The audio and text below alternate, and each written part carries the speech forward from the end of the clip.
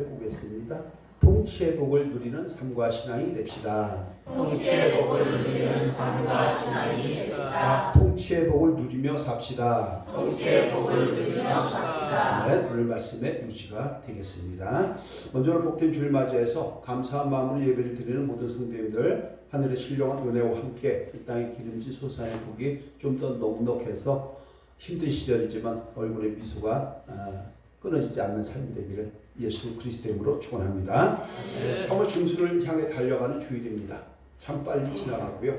그저께 개구리가 나온다는 경칩도 벌써 지났죠. 얼마 있으면 봄의 향기가 온지천으로 덮이게 될 것이고 농사철은 시작이 될 것입니다. 이럴 때 우리의 마음의 삶의 현장에도 봄 향기 가득해서 좀 아까 우리 찬양했듯이 행복과 좀 웃음과 소망이 가득한 주의 백성들로 살아가시기를 주 예수 그리스도의 이름으로 축복하고 축원합니다. 오늘은 하나님의 속성을 살펴보면서 함께 은혜를 나눠보려고 합니다. 먼저 온 우주 만물을 창조하신 분이 누굴까요? 과학자들이 만들었을까요? 아니면 공자, 맹자, 부처가 만들었을까요? 당연히 하나님이 하신 것입니다. 그래서 창조주 하나님, 이렇게 우리가 말씀을 하죠. 그러면 만물을 창조하신 것을 우리에게 사용하라고 주신 분이 누굴까요? 천사가 주고 갔을까요? 아니면 하늘에서 저절로 꽝 하고 떨어졌을까요? 이것도 하나님 우리에게 공급해 주신 것입니다. 6일 동안 창조하면서 5일 동안 만드시고 6일째 사람을 창조하면서 우리에게 주신 것이죠. 그래서 수요자 하나님 또는 공급자 하나님, 이렇게 우리가 이야기를 합니다. 자, 그러면 온 우주 만물을 다 만들어서 우리에게 줬습니다. 나는 다 너에게 줬어. 그러니까 이제 니들이 알아서 해. 라고 하면서 하나님이 방치하고 있을까요? 아니면 어떠한 방법으로든 유지하고 관리하고 보존하고 계실까요? 당연히 하늘과 땅과 자연과 사람 그리고 사계절을 통해서 온 우주 만물을 관리하시고 보존을 하시는 분이 하나님이세요. 그래서 보존자 하나님, 또 이렇게 얘기를 합니다. 여기서 우리 퀴즈 한번 내볼게요. 하나님께서 만물을 창조하셨죠. 수요하셨죠. 보존하셨죠. 그리고 온 우주 만물을 주관하시고 계십니다. 그러면 사람도 주관하고 계실까요? 아닐까요? 사람도 주관하실까요? 아니면 사람은 자유의지가 있기 때문에 통치 대상이 안 될까요? 입장 곤란하죠. 하나님이 통치라고 하자니까 나는 로봇 같고, 아니라고 하자니까 세상은 내 뜻대로 안 되는 것이고. 정답은요, 사람도 통치 대상입니다. 그래서 통치자 하나님, 이렇게 얘기를 하죠. 오늘 본문 13절 함께 합니다. 오늘 본문 13절 시작. 주의 나라는 영원한 나라이니 주의 통치는 대대에 이르리로다. 주의 통치는 대대에 이른다고 말씀을 하고 있습니다. 성도 여러분, 하나님이 이 세상을 통치하는 방법은 보통 세 가지가 있다고 얘기를 합니다. 첫째는 사람이에요. 사람이 사람을 통해서 통치를 해요. 둘째는 자연이고요. 세 번째는 사건, 사고입니다. 그래서 사람과 자연과 사건, 사고를 통해서 하나님은 온 우주 만물을 통치하시되 특별히 사람을 통치하신다고 성경은 말씀을 하는 거예요. 한번 생각해 볼까요? 기후변화로 인한 산불이 많죠. 수해가 나죠. 토네이도 있죠. 자연 세계 곳곳에서 발생을 합니다. 또 사회에서는 여러 가지 사회 담론이 있습니다. 교육 문제, 미세먼지, 환경, 또 사람들 통해서 여러 가지 사건들이 일어나죠. 우울증과 같은 정신질환으로 인해서 묻지마 살인, 데이트 폭력, 많은 사람들이 그 영향을 받으면서 살아가고 생각하고 또 대책을 세워갑니다. 그런데 이런 것들이 그냥 일어나는 것 같지만 사실 속을 들여다보면 하나님은 자연과 사람과 사건을 통해서 사람을 통치하고 계신다는 거예요. 산불이 크게 나게 되면 엘니뇨, 라니뇨, 기후변화 이런 걸 하면서 어떻게 해야 돼요? 이산화탄소 줄이려고 사람들이 대책을 세우게 하는 것이죠. 그렇게 해서 온 우주 만물을 주관하시고 통치하시고 우리에게 삶에 개입하시는 분이 하나님이신 줄로 믿습니다. 그렇다고 하면 자연과 사회와 사건이 주는 메시지를 신앙적 관점에서 한번 살펴보면 어떨까 하는 생각을 해보게 되었습니다.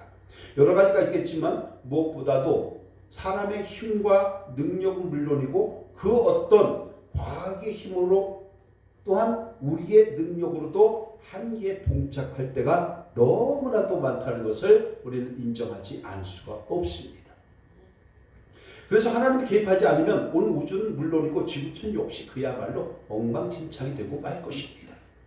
우리의 삶에 개입하시는 하나님이 아니라고 하면 우리 삶 또한 그렇게 은혜로운 삶을 살아가지 못하게 될 것입니다. 그래서 사회적으로 물론 개인적으로도 근심, 염려, 두려움, 낙심, 절망 이런 것들로부터 절대 우리는 자유로울 수가 없게 됩니다. 그런데 여러분 이렇게 시시때때로 우리에게 다가오는 두려움, 근심, 염려, 걱정 이런 사단의 무기를 어떻게 물리쳐야 할까요? 정답은 하나님의 말씀과 기도와 함께 성령의 능력으로 물리치는 것 외에는 방법이 없습니다. 성령 충만한 삶이 되어야 줄로 믿습니다. 여러분과 인사 한번 합시다. 사단은 성령으로 물리쳐야 합니다. 마귀의 관계에 넘어가지 맙시다. 네. 자, 그렇다면 혹시 우리가 살면서 느낄 두려움이 있죠? 근심, 염려, 걱정이 있지 않아요? 없다고 하지 마세요. 있어요, 분명히. 이런 것 때문에 발생하는 사회적 비용은 없을까요? 비용이 있을 것 같아요. 독일의 판제와 슈테그만이라고 하는 학자가 책을 냈어요. 두려움이 소모하는 비용이라고 하는 책 제목이에요. 이 책을 보면요, 두려움 때문에 독일 경제에 손실을 가져오는 금액을 환산을 했어요. 참 재밌어요. 제가 한번 살짝 볼게요. 저 원래 예화는 잘 안 드는데 이렇게 됐어요. 직장에서 힘들고 어려운 것을 잊어버리고 술 마시려고 쓰는 돈이 1년에 400억 마르크래요. 오, 이렇게 되는 거예요. 또 기업에서 안정제와 같은 신경성 의약품을 구입하는 데 쓴 돈이 200억 마르크. 심신미약으로 인해서 일을 제대로 하지 못하니까 그에 따른 손실 비용이 300억 마르크. 일어나지도 않은 일에 쓸데없이 걱정하고 과거에 매달리다가 병이 나서 결근한 비용이 180억 마르크래요. 그래서 총 1080억 마르크를 손해를 봤대요. 그럼 이것을 감이 잘 안 오죠. 우리 한국 돈으로 환산을 하면요, 얼마나 됐냐면요, 70조 원입니다. 독일에서 1년 동안에 70조 원을 사람이 근심, 염려, 걱정 때문에 버려진다는 거예요. 그런데 여러분, 이것을 계산해 보니까 두려움이나 걱정, 염려로 엉뚱하게 세워나가는 돈이 아닐까요? 그럼 우리 주의 백성들은 두려움과 낙심 또는 근심, 염려, 걱정 때문에 지급하는 비용이 없을까요? 있다면 얼마나 있을까요? 생각을 해볼 문제예요. 이런저런 이유로 지출되는 술값 있죠? 솔직하게.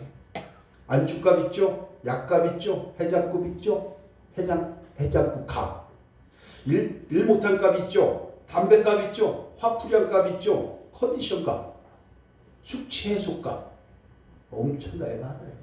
1년 한번 따져보세요. 각각. 그런데요, 결과적으로는 그렇게 수많은 물질과 시간을 썼음에도 불구하고 두려움과 낙심, 근심, 염려, 걱정이 사라졌던가요? 아닙니다. 돈만 날리고 몸만 상하게 되고요.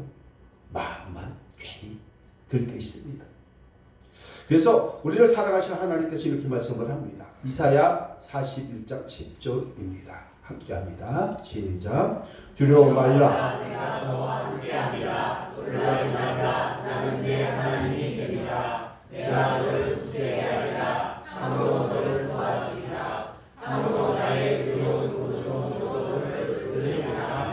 하나님이 함께하시면 두려움, 근심, 염려, 걱정들이 하나님의 뜻에 따라 가장 적절한 방법으로 도우시는 손길을 통해서 해결이 된다고 말씀하고 있는 것입니다. 오늘 이 말씀을 마음으로 붙잡으시고 가정이나 직장의 사업장에서 근심, 염려, 걱정 내가 할 수 없으니까 근심이고 염려고 걱정이라는 것을 다시 한번 인식하시고 주께 맡기는 은혜가 있기를 주님으로 축원합니다.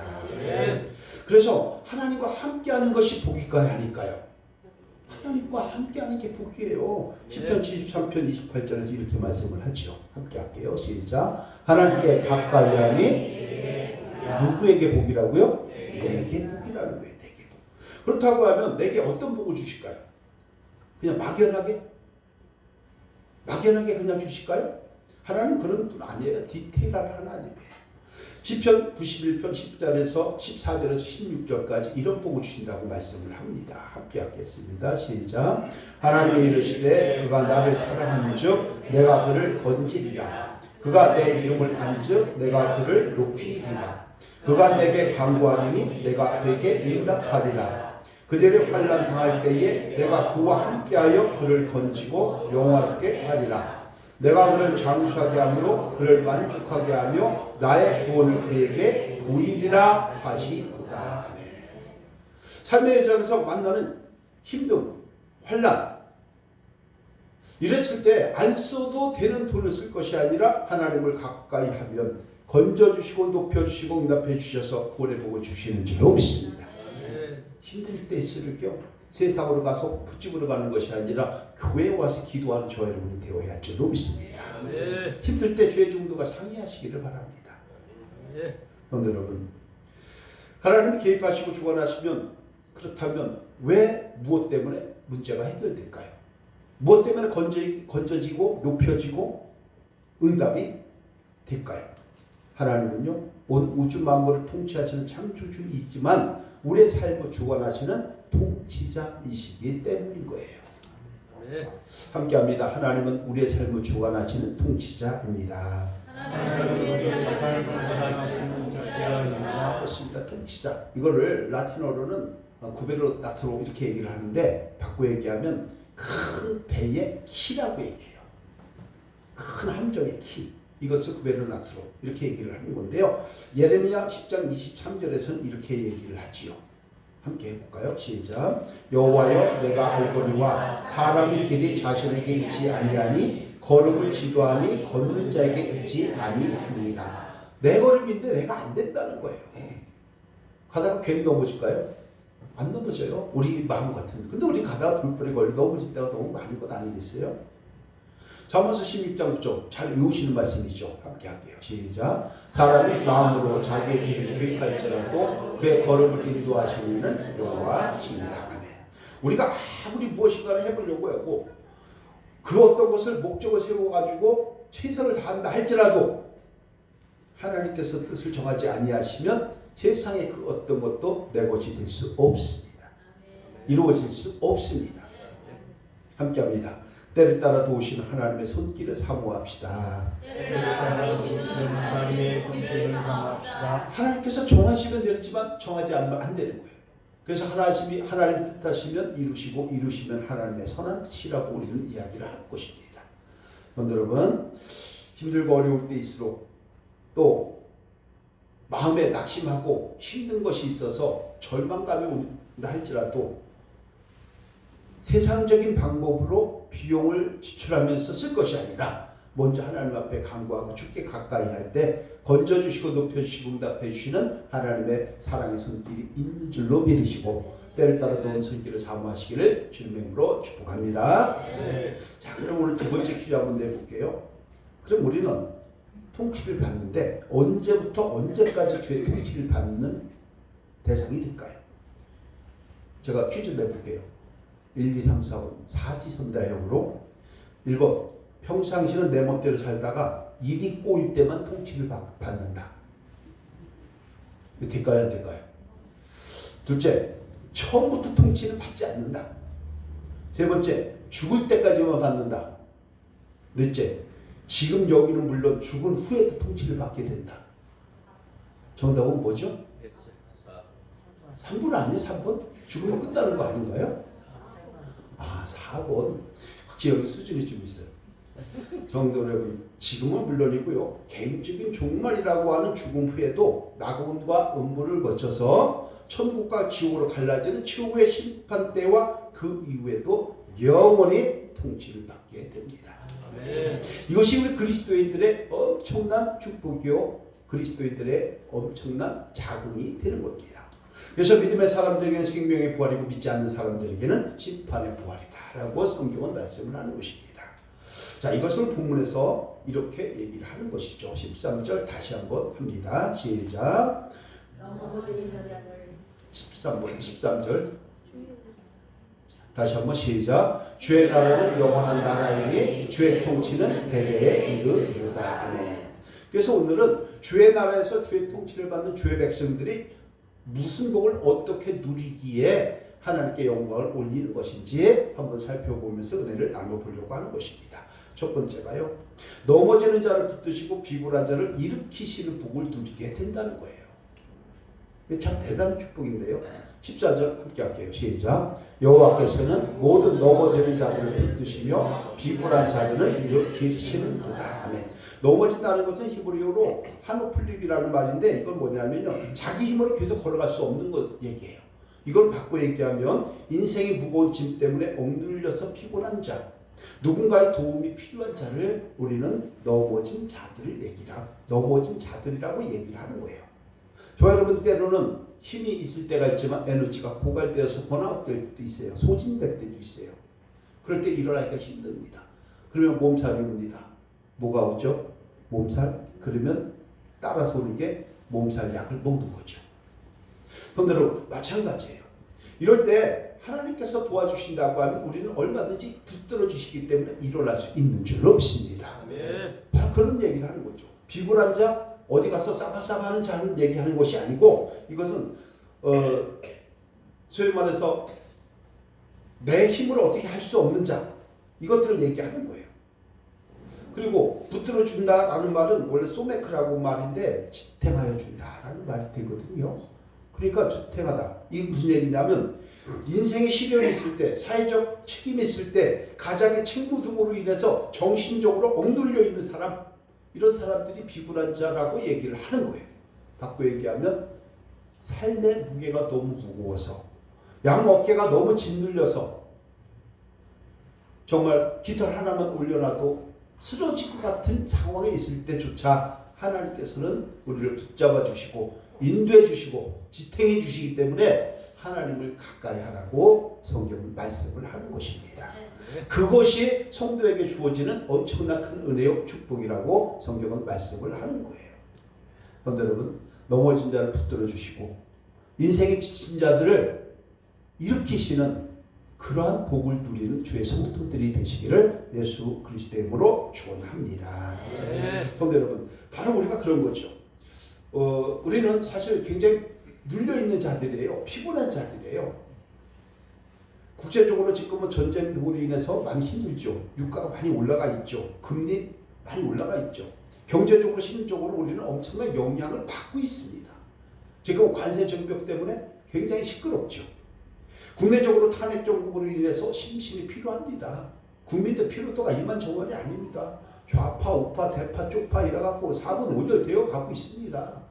말이 안 되는 얘기예요.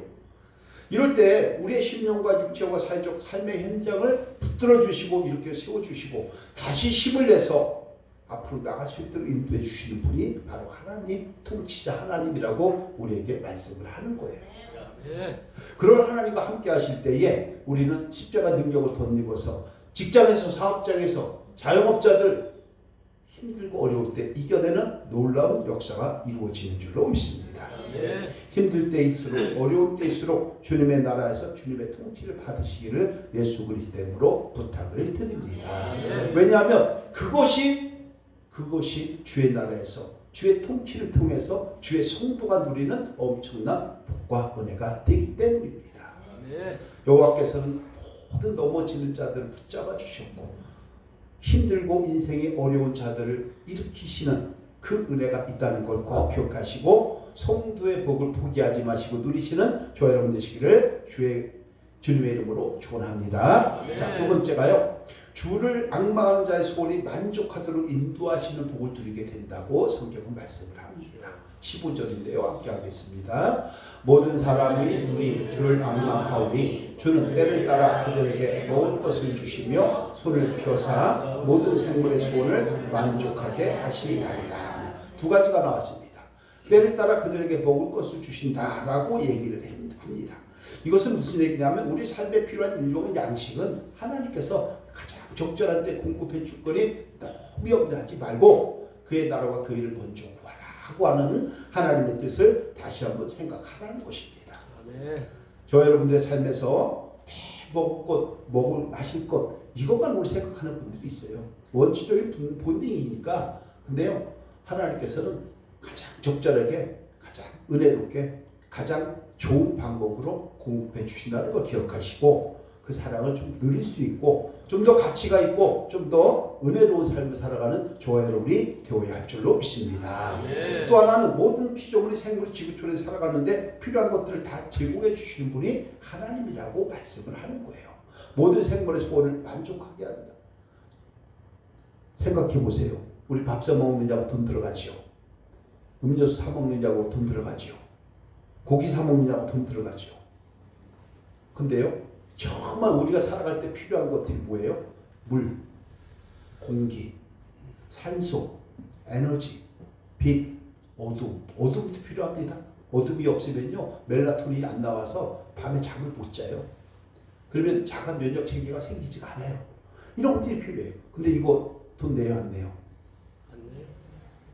비싼 거는 돈을 안 내면서 다른 거는 돈 엄청나게 쓰잖아요. 그렇죠? 그러니까 우리가 어떻게 해요?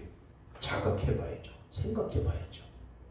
하나님은 우리에게 필요한 것을 이렇게 공급해 줍니다. 때를 따라 먹을 것을 공급해 주시고 모든 생물의 소원을 만족하게 해주시기 때문에 우리는 하나님과 가까이 하고 창조주 하나님의 통치를 받는 것이 어마어마한 축복이라는 걸 깨닫고 주님의 은혜와 사랑을 누릴 수 있는 삶으로 한 주간도 승리하시기를 예수 그리스도 이름으로 축원합니다. 특별히 지난 겨울에 2월달 있죠. 2월달에 상가집을 6번을 이제 제가 갔는데 고령자들에게 참 험악한 시간이었다고 합니다. 왜냐하면 A형 독감, 그 다음에 코로나가 조금 더 올라오고 요즘에는 아침 뉴스를 봤는데 또 다른 아주 이상한 질병들이 있어가지고 지금 많이 힘들어한다고 얘기하는데요. 특별히 이제 사우나 같은 것 좀 조심하셔야 될 것 같고 뭐 이런 생각도 듭니다. 여기서 말씀드리기 적절하지 않은 것 같아서 지금 이제 제가 자제를 하는데요. 자연 생태계 파괴, 하나님이 정하신 자연의 섭리를 거스리는 사람의 끝없는 욕망, 탐심 이런 것으로 인해서 여러 가지 이런 문제들이 발생이 된다고 합니다.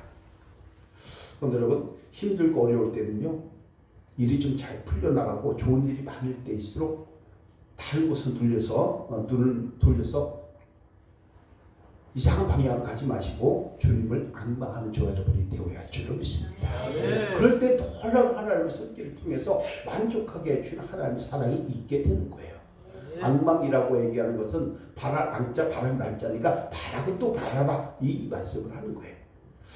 때를 따라 도와주시는 하나님의 육의 양식과 영의 양식을 항상 기억하시고 하나님의 손길을 통해서 기도하는 것들이 좀 만족할 정도로 하나님께서 지켜주시고 보호해주시고 인도하신다는 것을 꼭 기억하시고 조금 어려워도 조금 힘들어도 조금 지쳐도 조금 막혀도 그리고 자영업이 조금 요새 어려워도 이겨낼 수 있는 주님과 함께 하시기를 예수님 이름으로 축원합니다. 네. 마지막 세 번째인데요. 강구한 자의 소원을 듣고 구원을 누리도록 보호하시는 복을 누리게 된다고 또 말씀을 합니다. 18절, 19절 함께 합니다. 시작. 여호와께서는 자기에게 강구하는 모든 자, 또 진실하게 강구하는 모든 자에게 가까이 하시는구나.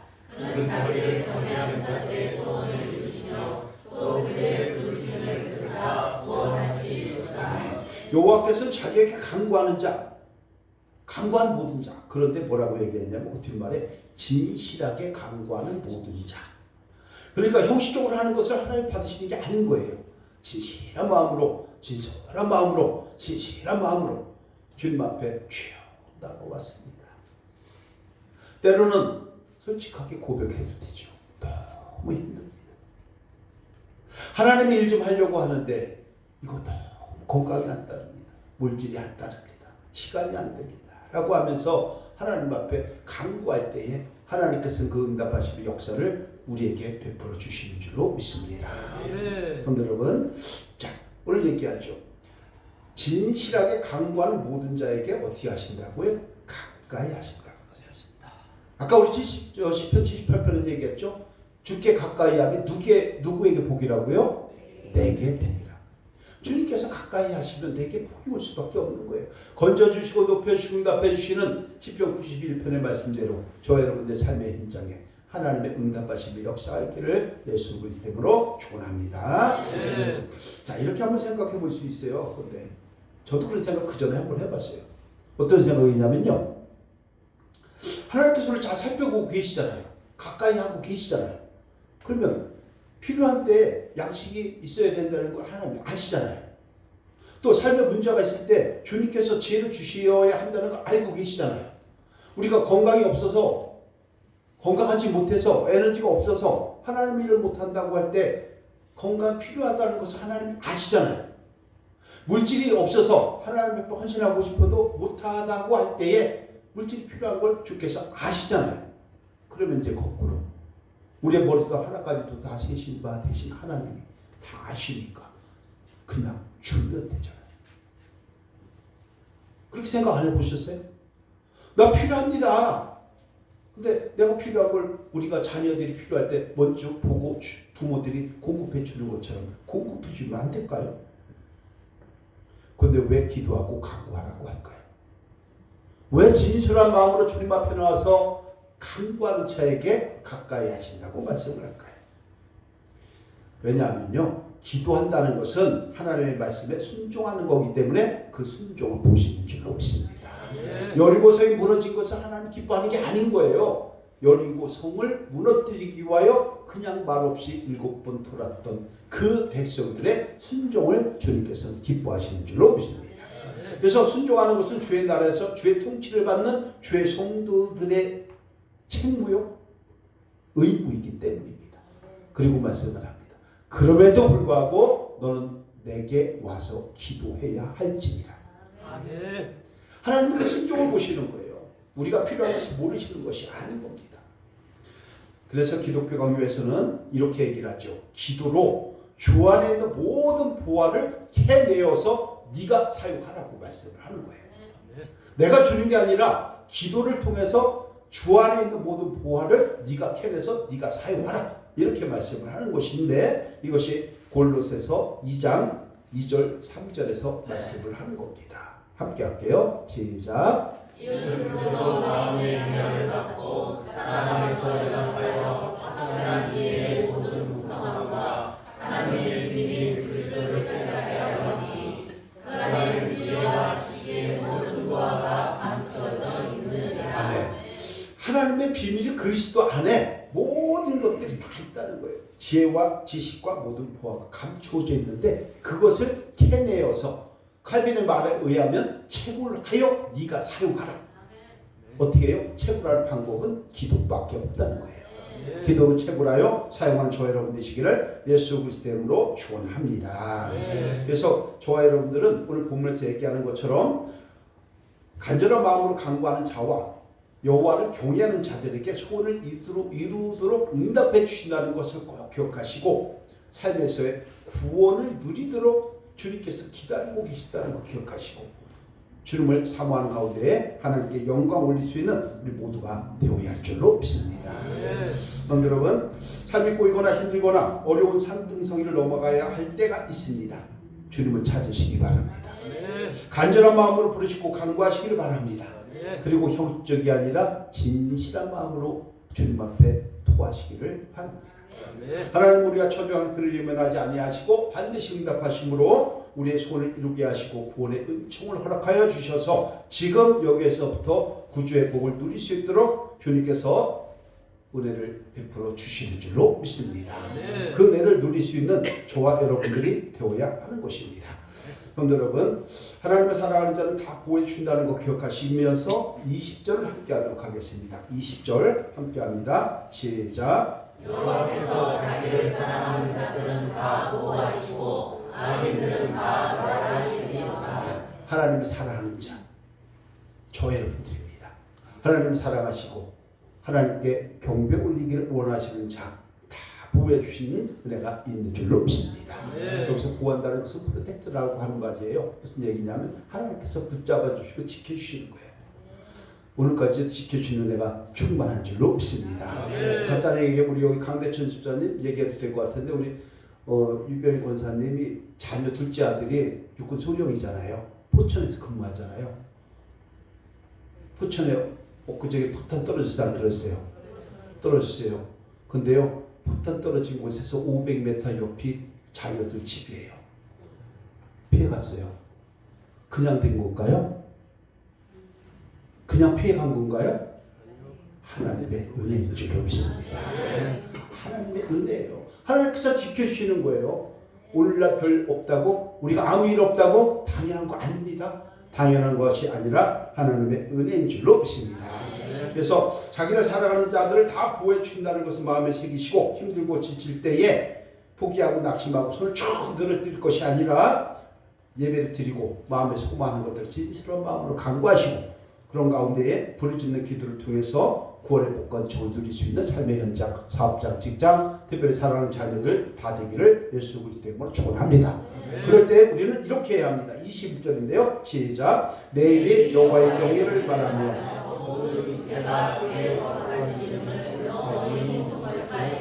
아멘. 하나님을 송축하는 가운데 기도하시고 은혜 누리는 주인공 되기를 예수님의 이름으로 축원합니다. 오늘 이런 예화를 한번 말씀드리고 마무리해 보고자 합니다.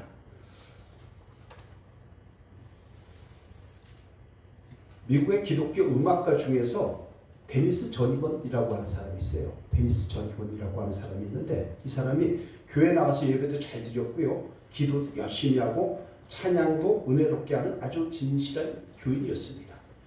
근데 결정적으로 이분이 동성애자였어요. 이 동성애자였는데 어린 시절에 교회에서 뛰놀고 막 피아노를 엄청 좋아했어요.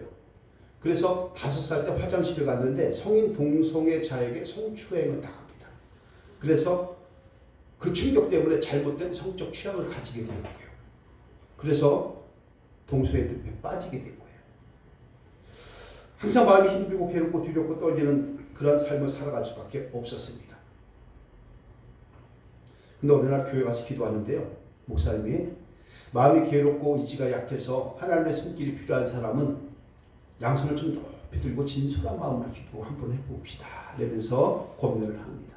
왜냐하면 생각은 있는데 의지가 약해서 안 되기 때문에 내 힘으로 안 되니까 성령의 간구하심을 바랬던 것이죠.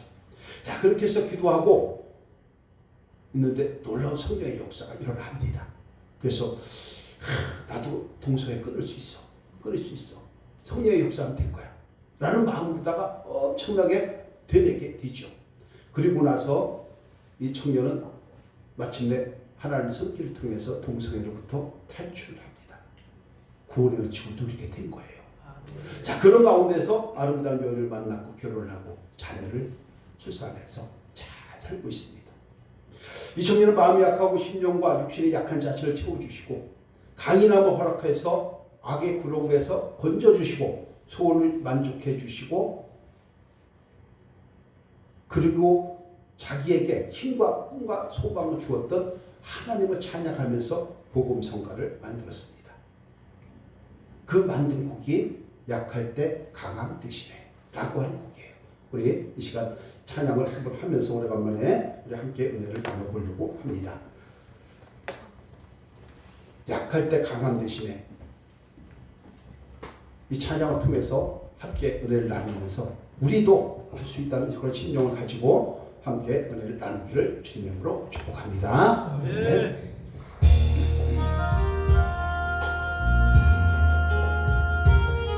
힘든 요즘에 힘내시고 강건한 은혜가 임하는 우리의 삶이 되기를 원합니다. 아멘. 약할 때 강함 대신에 나의 몸에 예수 어린 양 존귀한 이름 약할 때 강함 대신 하셨네. 십자가 제사하셨네. 주님의 이름 찬양해. 주 나의 모든 것 쓰러진 나를 세우고 쓰러진 나를 세우고 나의 빈잔을 채우네. 주 나의 모든 것 예수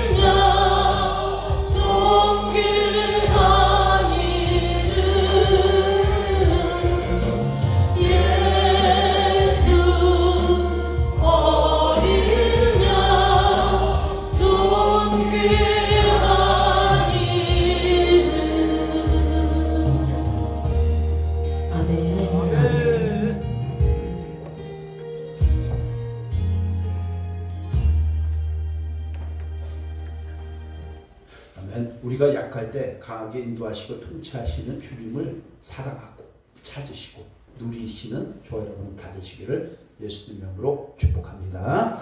오늘 말씀 결론입니다. 주의 나라에서 주의 통치를 받는 주의 성도가 누려야 할 복이 무엇일까? 1, 2, 3 세 가지가 있고요. 한번 보도록 하겠습니다. 1, 2, 3번 함께합니다. 시작. 넘어진 자를 붙드시고 비굴한 자를 일으키시는 복을 누려야 합니다.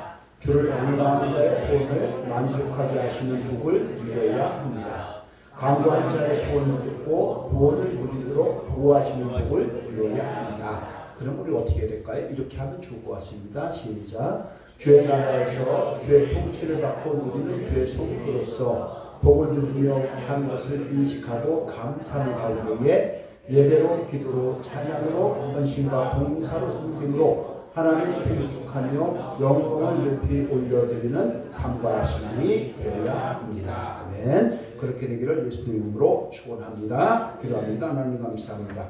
죄와 허물 속에 있었던 우리를 주의 백성으로 불러주셨사오니 주의 나라에서 주의 통치를 통해 주님이 공급하시는 복을 누리는 삶의 현장이 되고 신앙이 되고 교회가 되게 하여 주옵소서. 예수 그리스도 이름으로 기도드립니다. 아멘.